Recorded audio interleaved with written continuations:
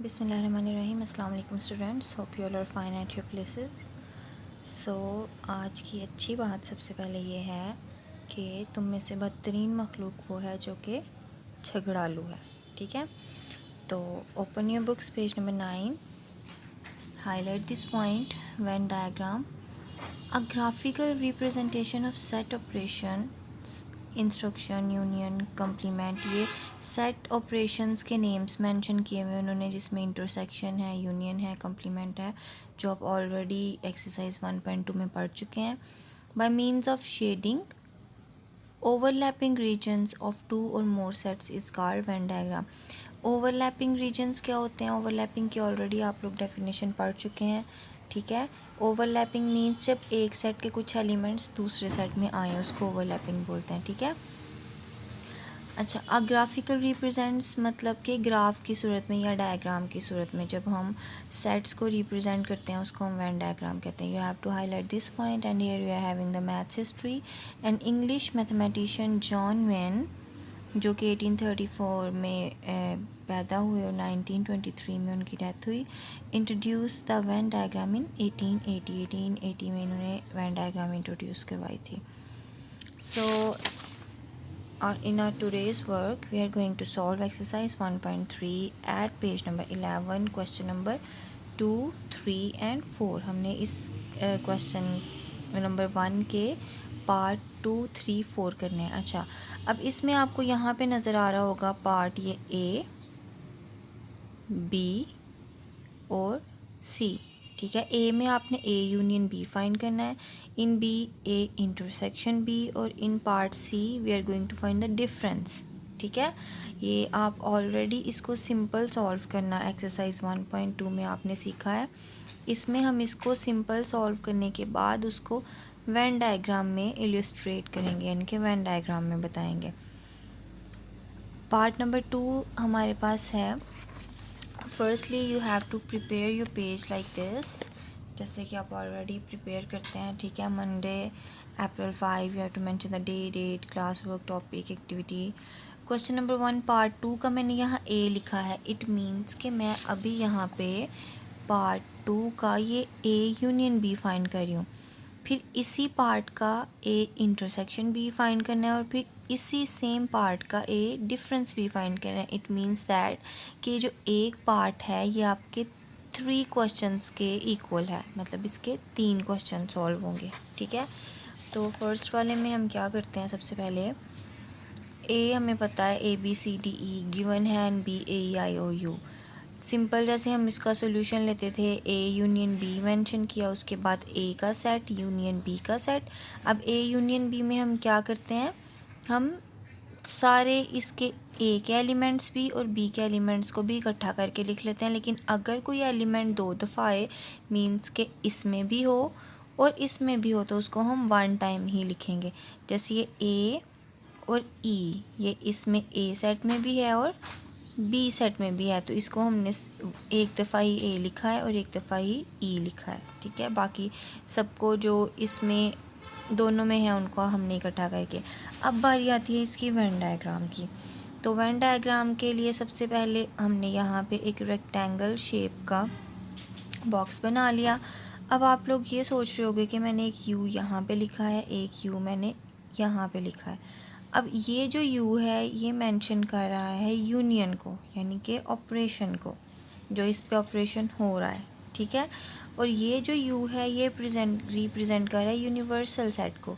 Universal मैंने आपको पहले भी बताया था कि यूनिवर्सल सेट वो सेट होता है जिसमें के सारे सेट्स जिसके सबसेट होते हैं, मतलब कि जितने भी सेट हैं वो यूनिवर्सल सेट से ही बनते हैं, उसी में से निकलते हैं। ठीक है, तो यहाँ पे इसलिए हमने इसको रेक्टेंगल बॉक्स में बनाया है कि जितने भी सेट्स हैं वो यूनिवर्सल सेट में लाए करते हैं। तो हम जो इसकी डायग्राम बनाएंगे वो हम इस बॉक्स के अंदर बनाएंगे, यूनिवर्सल सेट के अंदर, क्योंकि उससे ये शो होगा कि सेट ए और बी जो है वो पार्ट किसका है, यूनिवर्सल सेट का। ठीक है, यूनिवर्सल सेट को हम हमेशा रेक्टेंगल शेप में रिप्रेजेंट करते हैं, और जो दूसरे हमारे सेट्स होते हैं जो कि यूनिवर्सल सेट के सबसेट होते हैं उसको हम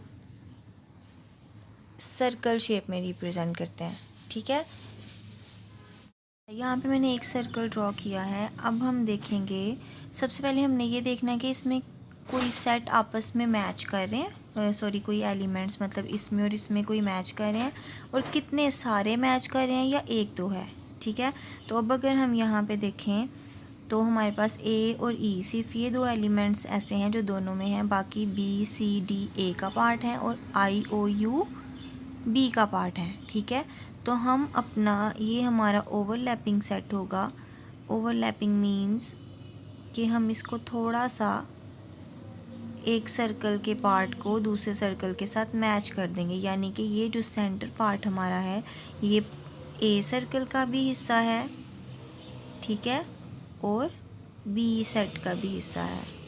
ठीक है, अच्छा अब यहाँ पे हम क्या करेंगे, आप यहाँ पे ए जो सर्कल है इसमें आप ये वाले एलिमेंट्स जहाँ मर्ज़ी लिख लें, आगे पीछे ऊपर नीचे, लेकिन सर्कल के अंदर होने चाहिए। लेकिन जो ए और ई है ऐसे एलिमेंट्स जो कि इसका भी पार्ट है उनको हमने सेंटर में ही लिखना है। ठीक है, ये हो गया ए और ये हमारे पास आ गया ई। आप इसको ई को ऊपर ए को नीचे भी लिख सकते हैं, डजेंट मैटर। अब ए सेट में से कौन कौन से एलिमेंट रह गए हैं, बी सी डी, बिकॉज ए और ई हम ऑलरेडी यहाँ पे लिख चुके हैं ए के पार्ट के अंदर ही। ठीक है, तो हम यहाँ पे बी सी और डी मेंशन कर दें। ठीक है, अच्छा अब यहाँ पे हमारे पास आ गया आई ओ यू एंड ए ई। तो ए ई हम ऑलरेडी यहाँ मेंशन कर चुके हैं क्योंकि ये जो इतना पोर्शन है ये बी सर्कल का भी पार्ट है। ठीक है, तो हम यहाँ पे आई ओ यू लिख देंगे, आई ओ यू कहीं पे भी सर्कल में। डन हो गया। अच्छा अब यूनियन में, क्योंकि यूनियन के आंसर में हमने कलर उस पोर्शन को करना है जो एलिमेंट्स इस आंसर में हमें नज़र आते हैं। अब इस आंसर में हमें तो सारे एलिमेंट्स नज़र आ रहे हैं, इसलिए हम क्या करेंगे, इस सारी डायग्राम को हम कलर करेंगे। हम यहाँ कलर भी कर सकते हैं और इस तरह से लाइंस भी ड्रॉ कर सकते हैं। ठीक है, जो कि ये रिप्रेजेंट करेंगे। आप पेंसिल कलर भी यूज़ कर सकते हैं, जो आपकी सिंपल ब्लैक लेड पेंसिल होती है, you can use that as well. Otherwise आप पेंसिल कलर दूसरे वाले भी यूज़ कर सकते हैं, और you can use highlighter as well. It means that कि ये वाला हमने ये दोनों सर्कल्स को कलर कर दिया है, तो ये जो कलर है ये शो कर रहा है ए यूनियन बी को। सो ये कलर करना बहुत ज़्यादा इम्पोर्टेंट है। ठीक है, नंबर 1 के ही पार्ट बी में हम क्या करेंगे, ए इंटरसेक्शन बी फाइंड करेंगे। ठीक है, तो उसके सॉल्यूशन में सिंपल, जैसे हम ए इंटरसेक्शन बी लेते थे, तो इंटरसेक्शन मींस के दोनों में जो सेम एलिमेंट्स हैं, तो सेम एलिमेंट्स यहाँ पे ए और ई ही हैं दोनों में। ठीक है, बाकी सारे डिफरेंट हैं, तो ये हमारा सॉल्यूशन हो गया। अब इसको वेन डायग्राम में सेम जैसे ऊपर आपने डायग्राम बनाई है वैसे ही डायग्राम आप नीचे बनाएंगे। अब इंटरसेक्शन का ऑपरेशन यहाँ पे जो है ये शो करेगा उस पोर्शन को जिसको हम कलर करेंगे। तो कलर मैंने जैसे आपको ऊपर वाले क्वेश्चन में बताया था कि कलर हम किस पोर्शन को करते हैं, जी बिल्कुल, कलर हम उस पोर्शन को करते हैं जो हमारे पास यहाँ पे आंसर में आता है। ठीक है, तो आंसर में हमारे पास क्या आया है, ए और ई। तो ए और ई ये सेंटर पार्ट है जहाँ पे ये दोनों सर्कल्स आपस में ओवरलैप कर रहे हैं। ठीक है, तो इसमें आप कलर कर दें। इस तरह से मैंने आपको बताया था, आप लाइंस ड्रॉ कर सकते हैं और आप कलर भी कर सकते हैं।